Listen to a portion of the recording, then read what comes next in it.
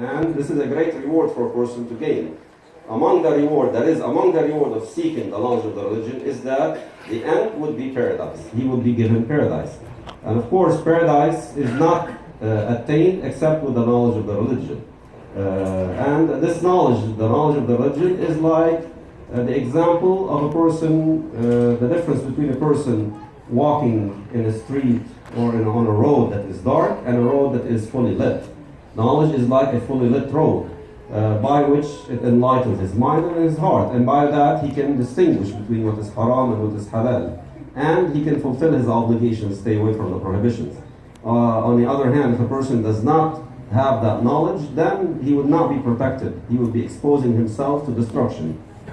So the Muslim who seeks that route of knowledge, he takes that route of knowledge, the result of it is great. That is, he would be deserving of paradise. Allah subhanahu wa ta'ala will grant him paradise. So when a person, he should keep that in mind. That is, when a person attends a circle of knowledge, he attends it with that sincere intention, is that what he wants from that, what he aims for, is to gain paradise. He should not come and make it so much that it's a worldly habit. Meaning he comes to this session just because he wants to see his friends.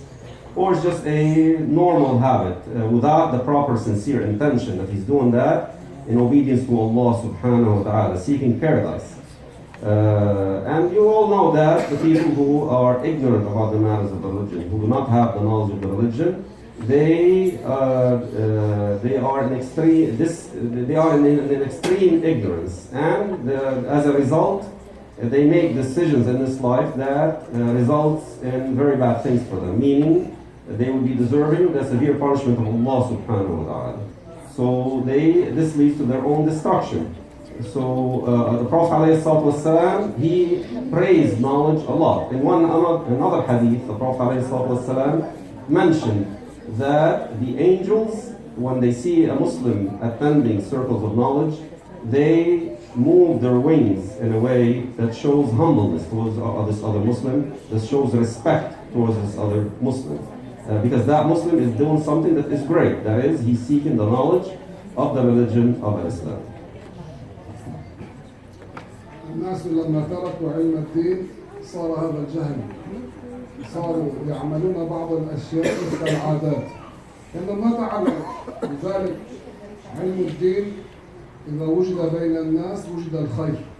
إذا الناس ما تعلموا الدين يعملون أشياء تعودوها من آبائهم لكن بغير علم. بعض الناس مثلا الآن يأتي رمضان ما يتعلمون أحكام الصيام ولا مفسدات الصيام. تعودوا أنه في رمضان لا يأكلوا ولا يشربوا. عادة آبائهم سمعوا من آبائهم لكن ما يتعلمون تفاصيل في مبطلات الصيام وموجبات الصيام وأحكامه ونحو ذلك. فمنهم من يقع في محظوراته ولا يدري. وكثير من الناس هكذا لما تركوا العلم صاروا يقلدون تقليدا. وأحيانا تدخل عليهم عادات من غير عادات المسلمين. أحيانا تدخل عليهم معتقدات فاسدة والعياذ بالله تعالى. المسلمون لما كان بينهم العلماء كانوا يعلمونهم أن الله تعالى هو خلق كل شيء منذ الصغر. كانوا يعلمون خلق السماء والأرض والعرش والكرسي وهو لا يحتاج إلى شيء ولا يسكن في مكان ولا يشبهه شيء. هذا شيء كان المسلمون يتعلمونه. لما تركوا العلم صاروا يأخذون من عندهم ألقابا يفعلون أشياء من عندهم.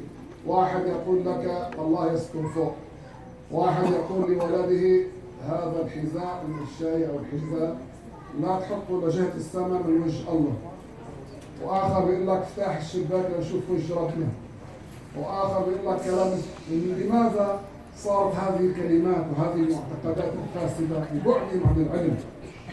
تركوا علم الدين حتى صار يظن في بلاد المسلمين أن الذي يسب الله ويلعن الله ويشتم الله ما عليه ضرر.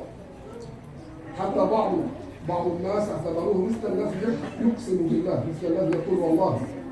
جعلوا مسبة الله مثل تعظيم الله. في لبنان واحد كان يدرس بين الناس يقول لهم لا تسبوا الله، مسبة الله كفر. لأنه في لبنان في غير لبنان اقتلوا ابتلي بلاد المسلمين بهذا الذنب، بهذه الفاحشة، أنهم يسبون الله إذا غضبوا، يسبون الدين إذا غضبوا، أو حتى في المزاح يسبون الله والعياذ بالله تعالى. هذا الرجل يحذرهم يقول له لا تسبوا الله، فقام له رجل ملتحي في المسجد قال له لا تقول له هكذا، هذا مثل الذي يقول والله جعل مسبة الله مثل الذي يحلف بالله والعياذ بالله. هذا بسبب ايش؟ بسبب الجهل، بسبب انهم ما تعلموا الدين، فصار بعض الناس يسمع منهم هذه الالفاظ. في بلادنا، في بلاد الشام، في لبنان وسوريا وغير بلاد المسلمين يوجد من الجهل الشيء القبيح، حتى وصل الحال ببعضهم. واحد درس في مدرسة يسموها مدرسة إسلامية سنوات طويلة حتى صار في الهاي سكول، وكان يظن لما تمطر السماء كان يقول هذا دور الله، يقول بالعامية يقول الله عنا. شوف هذا كيف وصل إلى هذا الكفر الشرير؟ أليس ببعد عن علم الدين؟ لو جلس في مجلس مثل هذا وسمع مرة واثنين وثلاثة الله ليس كمثله شيء، الله لا يشبه شيء، الله لا يجوز أن يوصف بهذه الكلمات الشنيعة، كيف يتجرأ أن يقول المطر دور الله؟ كيف يتجرأ؟ هذا ليس واحد، أكثر من شخص كانوا يقولون ذلك والعياذ بالله تعالى، حتى جاء من يعلمهم. لذلك علم الدين يا إخوان هو ضرورة للناس، ضرورة للناس أكثر من الأكل والشرب، لأن به النجاة من عذاب الله وبه الوصول إلى الجنة. لا يوصل إلى الجنة إلا بالعلم. بالجهل كيف يصل إلى الجنة الإنسان بالجهل؟ قد يقع في الطامات والبليات. لذلك هذا الحديث يذكره الشخص من سلك طريقا يلتمس به علما، الرسول الله أنطقه بهذا الكلام، أوحى إليه بهذا الكلام، الذي يسلك طريق العلم الله يسهل له طريق الجنة، الجنة التي فيها النعيم الشيء العظيم مما لا يخفى على كثير. So that is a great hadith and a great advice from the Prophet ﷺ. The person who seeks irat of knowledge, that would be, the result is that he would be granted paradise. Because with the religious knowledge of Islam, the person who seeks it, he would be saved in the hereafter from the torture of Allah subhanahu wa ta'ala. And he would attain paradise as a result. Unfortunately, a lot of people, when they left out learning the matters of the religion, they fell into extreme ignorance. And they started initiating certain actions like habits. It became like habits for them, but without knowledge. And because it became just a habit, they started imitating others with that habit, and they started initiating the actions of prayer and fasting, what is considered the obligations, but incorrectly. Because they did not learn, meaning they did it incorrectly, therefore it was not acceptable by Allah subhanahu wa ta'ala. Because they did not learn the proper way, meaning they did not learn what are the integrals of those actions, what are the conditions, what invalidates those actions. They just imitated blindly other people. Therefore, they did actions, they initiated actions, but they were invalid actions. Therefore, they were not acceptable by Allah subhanahu wa ta'ala. In the old days when the scholars were numerous and they spread the knowledge among the Muslims, and they taught the Muslims first and foremost the matters of the creed and the other matters of the religion, and they taught matters of the creed that are the most important part of the religion, the religious knowledge. That is, they taught them that Allah subhanahu wa ta'ala, He does not resemble His creations, that Allah subhanahu wa ta'ala exists without a place, that Allah subhanahu wa ta'ala is the only creator. There is no creator other than Allah subhanahu wa ta'ala. That Allah subhanahu wa ta'ala is attributed with all proper perfection, and His attributes do not resemble any of the attributes of the creations. And when people they left out seeking the religious knowledge, they fell into sins, and some of them they fell into blasphemy, and they started likening Allah subhanahu wa ta'ala to the creation. Some of them they started believing beliefs that are in contradiction to what is mentioned in the Quran, and in contradiction to the belief of the Prophet ﷺ. So they started believing things or saying things such as saying that Allah is like a human being, or that Allah resides in the heaven, or that Allah sits on His throne, and things of that nature. And all of these are blasphemous beliefs, the blasphemous statements. And what led them to that is their extreme ignorance about the matters of the religion. لما كان المسلمون شأنهم في العلم وعادتهم تحصيل العلم كان حالهم ليس كاليوم. منذ 100 سنة المسلمون الفلاح والعامل والمزارع وغيرهم كانوا كل يوم لما يعودون من أعمالهم يحضرون درسا في المسجد كل يوم بين المغرب والعشاء على مدى 30 سنة 40 سنة، وأحيانا بعد الصبح بعد العشاء أحيانا بعد العصر. هؤلاء العمال ليسوا متفرغون للعلم، كان يحصل هذا من معلومات كثير وينفع غيره.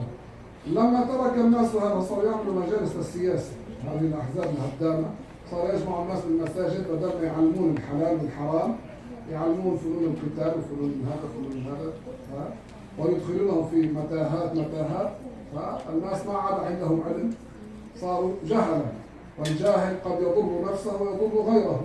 واحد جاهل إذا الإنسان يجهل أن يستعمل السلاح قد يقتل أعز الناس إليه وقد يقتل نفسه لأنه لا يعرف كيف يستعمله. فلما ترك الناس العلم حصل هذا الفساد بين المسلمين.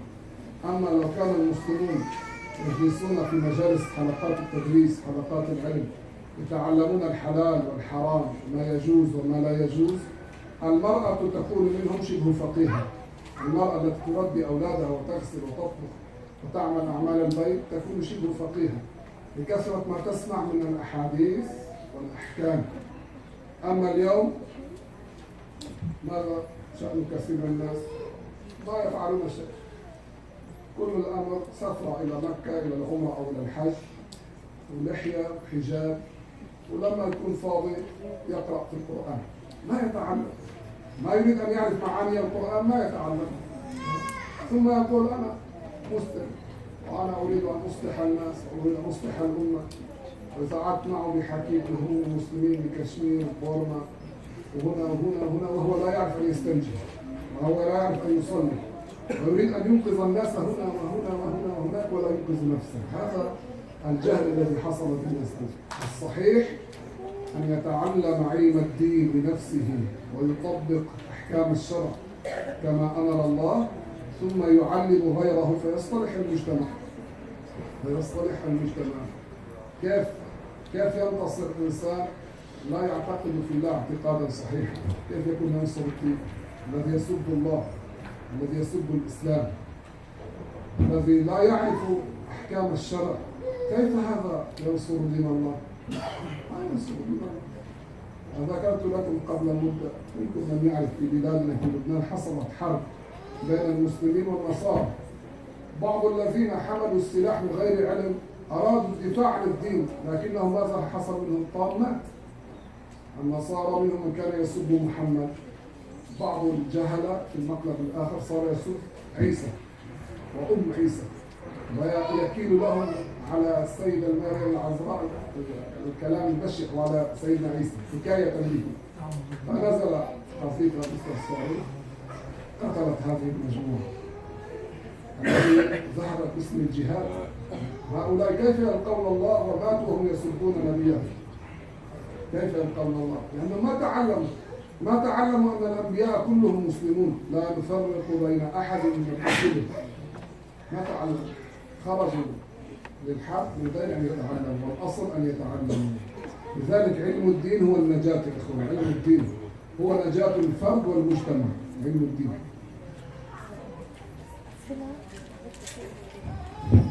In the old days, not long ago, about 100 years ago, when the Muslims, it was their habit to, with the proper intention, that is, their habit is to seek the knowledge of the religion. Their state was different than nowadays.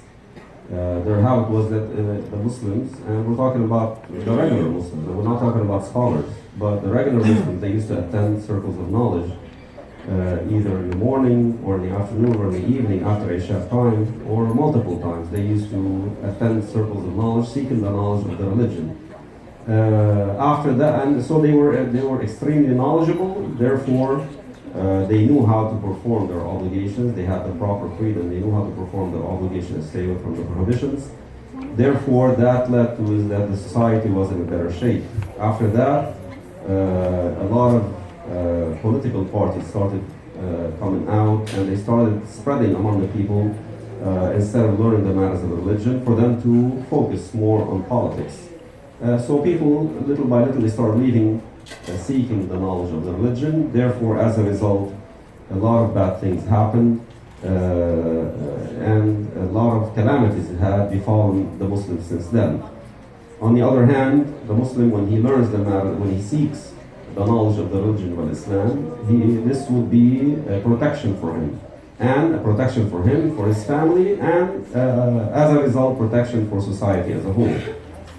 Those Muslims in those days, the woman among them, she used to be close to a religious figure, I mean a knowledgeable religious person, like a scholar, close to be a scholar, because she used to hear so many cases about the matters of religion, in this case and that case, what does a person do in this case and that case, learning what is the creed, of course, first and foremost, and then learning the rules of the religion, what are the integrals, what are the conditions, what are the invalidators, and so on and so forth. Nowadays, you see something that is contrary to that, that is an opposite of that. You see a person growing up to reaching an old age, and he doesn't learn much about the matters of the religion. And he might recite Al-Quran once in a while, but what is proper for him to do is to learn the matters of religion, to learn. Doesn't he want to know what does Al-Quran mean, what do the verses of Al-Quran mean? He should learn.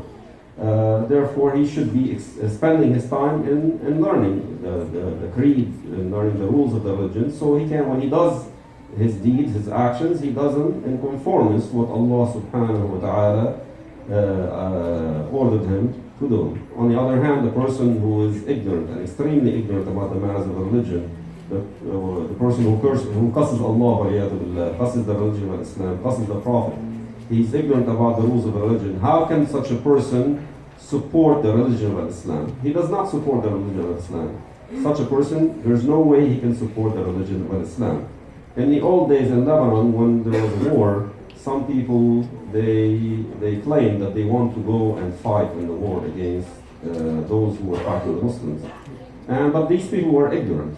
And as a result, they fell into blasphemy. They heard the other side cussing Prophet Muhammad, and in return they started cussing Prophet Isa, and they fell into blasphemy. And what led them to that is their ignorance about the matters of religion. Instead of them learning first, they did not learn, and they fell into blasphemy, and as a result they died in that state. ثم قال عليه الصلاة والسلام في الحديث: وما اجتمع قوم في بيت من بيوت الله يتلون كتاب الله ويتدارسونه بينهم إلا نزلت عليهم السكينة وغشيتهم الرحمة وحفتهم الملائكة وذكرهم الله في من عنده. انظر إلى هذا الخير العظيم، انظر إلى هذه الرحمة العظيمة. ما اجتمع قوم في بيت من بيوت الله، هذا على التغليب، يعني الغالب يكون في المساجد، لكن لو حصل في غير المساجد مثل هذا المصلى، مثل البيت، اجتمع أناس رجال أو نساء اجتمع أناس ذكور أو إناث أو ذكورا وإناثا، ما جمعهم، اجتمعوا على ماذا؟ اجتمعوا يتلون كتاب الله، يقرؤون القرآن، ويتدارسونه، يعني يذكرون العلم، يبينون معاني القرآن، معنى هذه الآية، معنى هذه الكلمة، هذا الحكم الشرعي، الدليل من هذا القرآن على هذا الحكم الشرعي، يفعلون هذا. ايش قال عليه الصلاة والسلام؟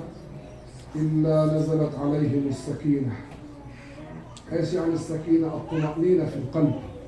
إلا حصل لهم في قلوبهم طمأنينة. بسبب ماذا؟ بسبب حضور الملائكة الكثر أولياء الله الذين يحضرون مجالس العلم.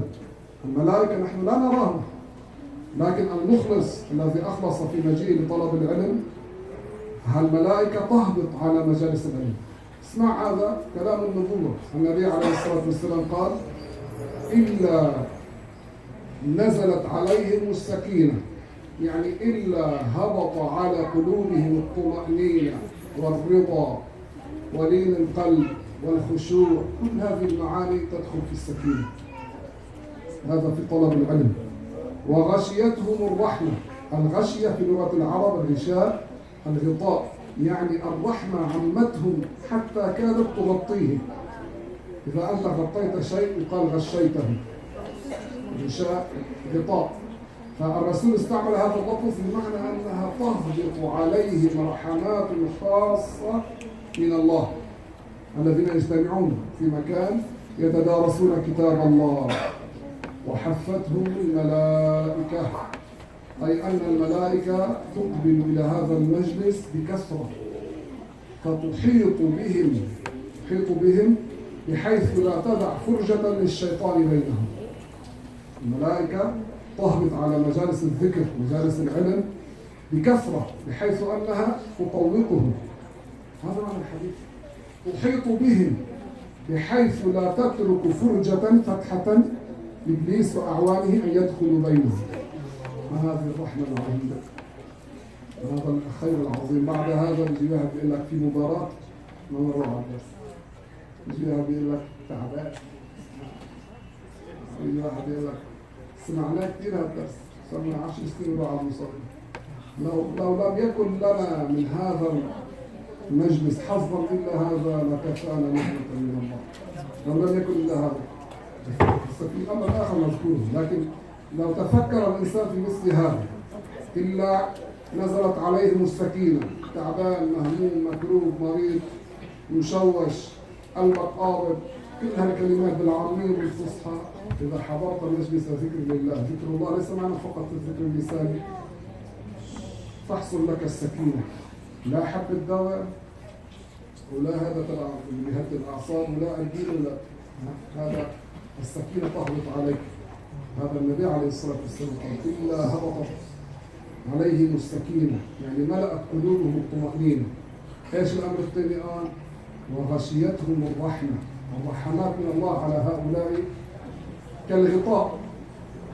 وليس هذا فقط، وحفتهم الملائكة، يعني جاءت الملائكة بجمع كبير تحيط بهذا المجلس.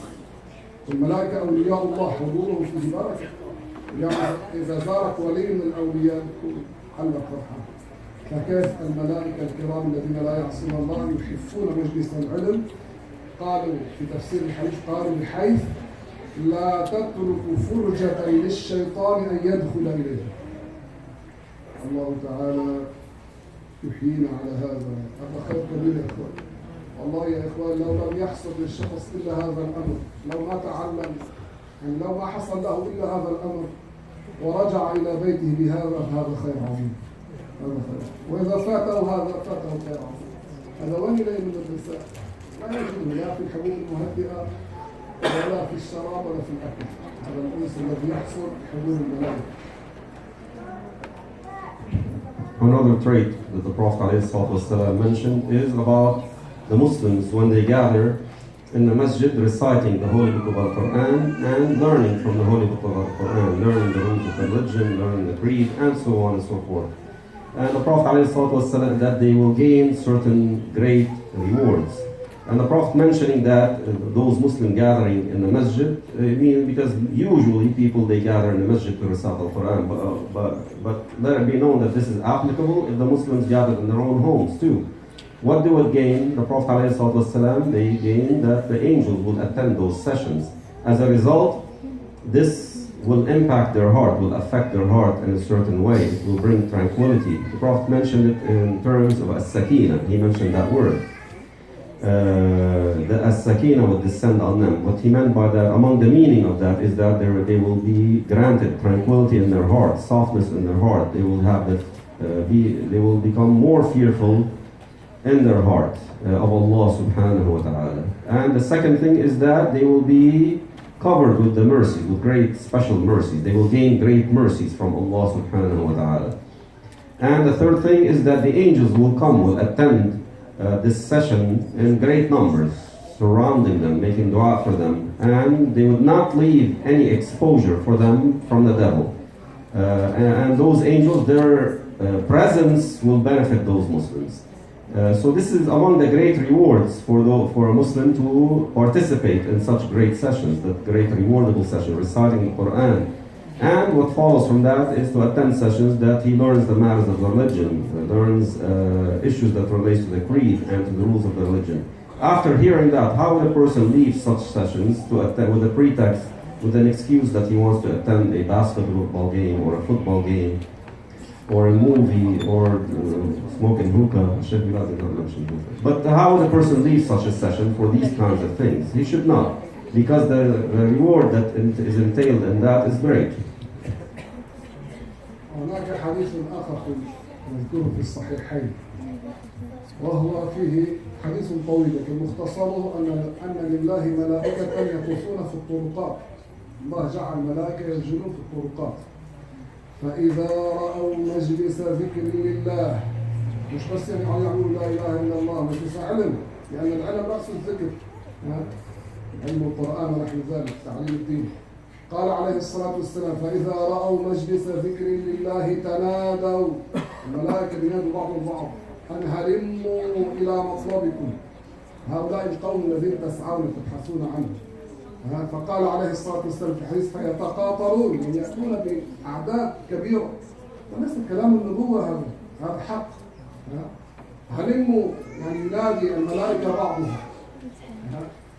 فيحيطونه، ثم الله تعالى وهو أعلم بهم، حديث طويل، يسأل الملائكة وهو أعلم بهم: ماذا يريد عبادي؟ وهو أعلم بهم، لكن هذا للبيان.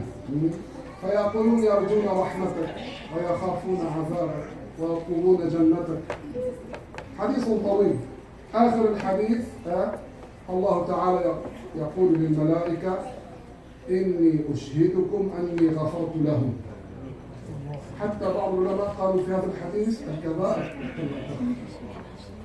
فيقول ملك من بين الملائكة والله أعلم به: يا ربنا إن بينهم من ليس منهم، إنما له حاجة جلس معهم. في واحد ما جاي للعلم، ما جاي له حاجة فجلس معهم. يقول الله تعالى: إني غفرت لهم، هم القوم لا يشقى بهم جليسهم. معناه هؤلاء حتى الشقي إذا جاء دخل بينهم، يعني الشقي المراد به الذي ليس من مثلهم من طبقته، إكراما لهم الله يغفر لهم. هم القوم لا يشقى بهم جليسهم. معناه هؤلاء حتى لو كان فيهم شخص مسلم جاء لحاجة، جاي يمكن يحكي مع الشيخ ومعه دين، أو جاي يلاقي واحد يتكلم معه على شيء، أو جاي يمر الطريق جمعة قاعد. هذا معنى الحديث. قال: يا ربي إن فيهم من ليس منهم، جاء لحاجة، وما جاء للعلم، جاء لحاجة. الله يوحي إليهم: هم القوم لا يشقى بهم جليسهم. معناه حتى هذا تلحقه الرحمة. ايش هذا الرحمة العظيم؟ اللهم لك الحمد، اللهم لك الحمد. And another hadith that was narrated in Sahih al-Bukhari and Muslim is mentioned, it's a Qudsi hadith.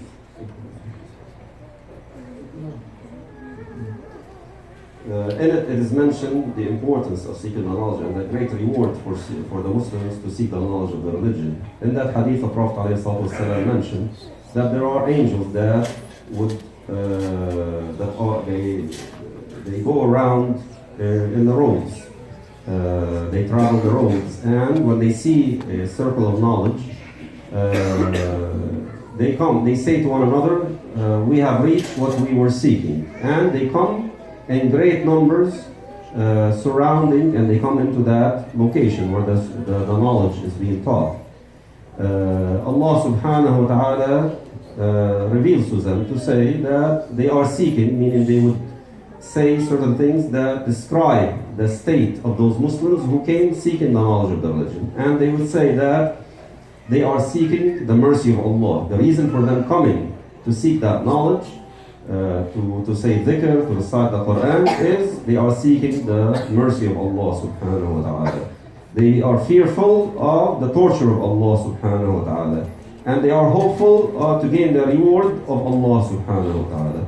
Allah subhanahu wa ta'ala reveals to the angels that He has forgiven those Muslims who attended that session where the knowledge is being taught, the knowledge of Islam is being taught. And then Allah inspires one angel to say that amongst those people who are attending that session, there is one who his intention for attending is not to seek the knowledge.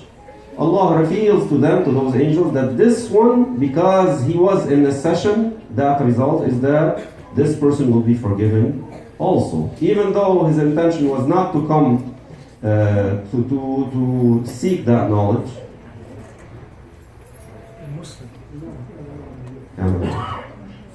In that he was not, his intention was not to come seek the knowledge, but because he was with those people that are seeking the knowledge of the religion, Allah subhanahu wa ta'ala forgave him. هذا الذي في الأحاديث مثل هذا وما شابهه يحمل على ماذا؟ على معنى أن هذا الذي قاله الله للملائكة ليس معناه أن الله متكلم بلغة عربية،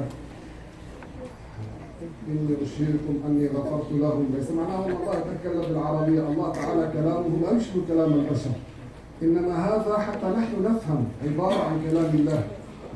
كما في القرآن لا يقال الله متكلم بالعربية، كلام الله ليس ككلام البشر، ليس كمثله شيء. القرآن بالعربي، التوراة بالعبري، الإنجيل بالسرياني، ليس معناه أن الله يتكلم هذه اللغات. الله متكلم بكلام لا يشبه كلامنا، إنما هذه اللغات العربية والعبرية والسريانية إيش؟ عبارة عن كلام الله. إيش يعني عبارة عن كلام الله؟ يعني حكاية عن كلام حتى نحن نفهم الحلال والحرام والأحكام. واضح هذا في لغة العرب معروف. يعني في القرآن الكريم مثلا الله تعالى قال عن عدة من الأنبياء كلاما، الأنبياء هذا الذين ذكرهم الله ما كانوا يتكلموا العربية. مثلا إبراهيم عليه السلام، أليس الله تعالى قال عن إبراهيم وإسماعيل عليهم الصلاة والسلام أن إسماعيل قال لأبيه يا أبت افعل ما تؤمر ستجدني إن شاء الله من الصابرين. كلنا نعرف هذه الآية في قصة الذبيح. إسماعيل ايش كان يعرف يقول افعل ما تؤمر؟ ما كان يعرف العربية في ذاك الوقت. ولا إبراهيم كان يتكلم عربية. أليس الله أخبرنا أن إبراهيم قال لإسماعيل إني أرى في المنام أني أذبحك؟ كلام عربي فصحى. إبراهيم ما كان يتكلم العربية. أليس موسى قال الله تعالى موسى كان يتكلم العبرية؟ ليس الله قال عن موسى فقال ألقوا، فقال موسى ما جئتم به السحر إن الله سيبطله. هذا كلام عربي. هل معناه موسى بيحكي عربي؟ بيحكي عبري موسى. لكن حتى نحن نفهم ماذا قال موسى، الله ذكر لنا في القرآن باللغة العربية. واضح هذا في كثير من الآيات في القرآن. الله حكى عن سير الأنبياء ما هو باللغة العربية. فقال موسى، فقال فرعون أنا ربكم الأعلى. فرعون مش كان يحكي عربي؟ ما كان يحكي عربي فرعون، ولا كان في أيام العربية تتداول في مصر. معناه حكاية عنه. وقال أنا رب